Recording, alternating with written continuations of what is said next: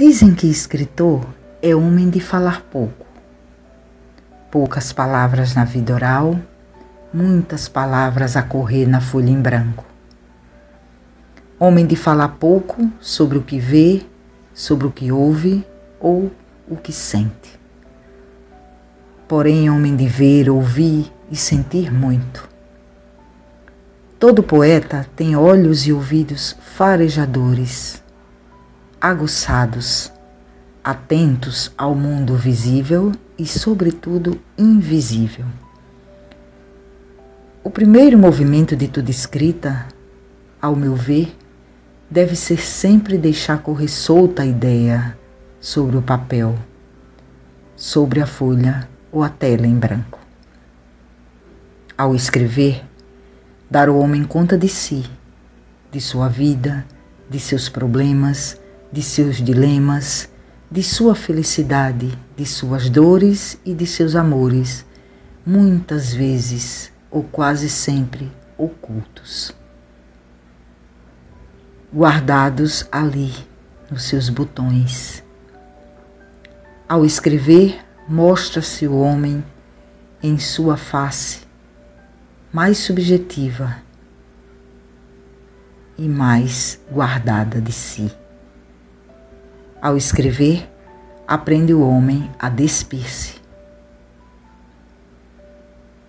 E fia, e tece as palavras, e alinhava cada uma de suas ideias, de suas confissões, de suas memórias, como se fossem linhas de um tecido, de um infinito tear, que parece que nunca acaba de tecer. E são muitas as narrativas possíveis. Há aquelas quando se inspira ele, o escritor, no cotidiano, da vida de todo dia. E aí ele abre crônicas. Aquelas leituras costumeiras,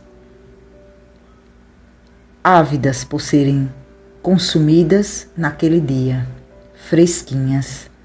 Toda crônica é escrita diária, urge por ser lida ao sair do forno. Quando encena mundos possíveis nas linhas curtas dos contos, está o homem também, a afiar e tecer palavras. As histórias imaginárias, breves, excepcionais muitas vezes. Está o homem a registrar, a eternizar-se. Ele e suas ideias, quando aquece seus destinos e autorrealiza-se nas páginas dos romances. Aquecimento de destinos, autorrealização, estão entre os bem maiores de toda literatura que se preze. Romanceada. Quando abrem as cortinas à vida daqueles que lhe impressionam os sentidos, na vida, em escrita ou escrita da vida, está o homem a tecer biografias. Bio-vida, grafia, escrita. Então, escrita da vida. Está ele também a afiar e tecer quando constrói e reconstrói sua própria vida em obra. Autobiográfica, autobiografia. Quando escrevo sobre a minha própria vida. Está ele também a eternizar-se, quando envelopa segredos ou notícias pessoais destinadas pelas cartas. Cartas são belos exemplares de confissões, daqueles segredos ou daqueles fatos que têm um destinatário certo, destino e destinatário, só a eles interessando aquilo que eu vou manuscrevendo nas tão saudosas cartas.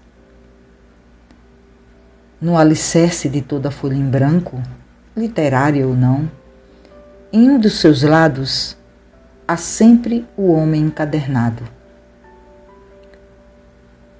que nada mais é do que o escritor, desmistificado pela ideia de que escritor é aquele que escreve, independentemente de raça, cor, gênero, de posição social ou geográfica. O poeta, aquele que versa, o teórico, o filósofo, o historiador, o jornalista, são eles homens encadernados, ou passam a ser sempre que se constroem a partir da ideia registrada no seu tear de palavras. Do outro lado, há o ser de papel, o leitor de papel, aquele ser imaginário, fictício, que nos ouve, que ouve todo aquele que se dispõe a escrever. Enquanto escrevemos, há ali o ser do outro lado, parecendo nos olhar, atentos, nos ouvindo, escutando com atenção cada vírgula, cada frase posta na folha em branco. Isso quem nos ensina é o crítico estruturalista, o Genetti, grande narratologista, que nos traz essa compreensão de um lado da folha em branco o homem encadernado, do outro o ser de papel e no meio ali as ideias circulando e sendo eternizadas. O Ponta de Língua hoje vai trazer uma historinha para você, ouvinte. Uma breve historinha de um homem encadernado. Em um tempo distante, houve um homem que jamais falara sobre o que realmente pensava sobre as coisas, sobre sua vida, sobre seus dias, sobre sua família, sobre os que lhe cercavam, sobre os acontecimentos, situações que o rodeavam, sobre o seu ambiente, sobre tudo o que lhes ocorria. Tudo estava registrado em apenas um lugar, nos cadernos de sua vida. Eram folhas e folhas amareladas em uma pilha imensa de páginas e páginas, curtidas pelo tempo e pelos tantos desencantos e encantos que aquele homem havia vivido. Foram inúmeros os volumes encontrados após sua partida da terra. Ali, nas folhas amareladas dos seus cadernos, deixou-se conhecer-se verdadeiramente aos filhos, a quem estava ao seu lado, dormindo e acordando todo o santo dia, aos amigos que jamais se interessaram em verdadeiramente visitar seu íntimo, conhecê-lo em essência. Escrever isso, a cada folha um encanto ou um espanto. Os que liam aqueles cadernos e se debruçavam sobre aquela pilha de escritos, perguntavam-se se haviam um dia conhecido de fato aquele homem, ali demonstrado e explanado tão falante, um porta-voz de tudo o que lhe cercava, apesar do extremo silêncio em que vivia. Ele, aquele homem, que parecia a todos um mero observador dos acontecimentos, com aquele calar submerso, constante, desentusiasmado parecia de falar sobre qualquer coisa que lhe ocorria, ou que lhe chegava às vistas, ou aos ouvidos, ou aos seus sentidos mais profundos. Parecia aquele homem um desinteressado no sentir as coisas, em vê-las, ouvi-las, tocá-las, cheirá-las, senti-las, saboreá-las.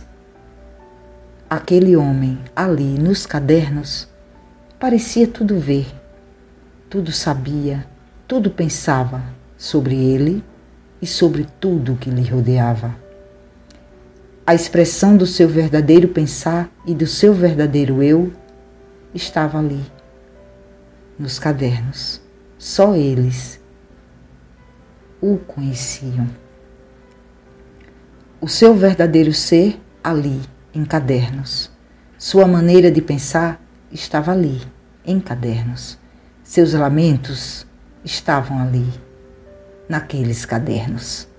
Suas reais impressões sobre tudo, dos outros, de si mesmo, de todas as coisas, estavam ali, registradas em cadernos. Seus rompantes de alegria também estavam ali, em cadernos. Só a eles interessava-lhe falar.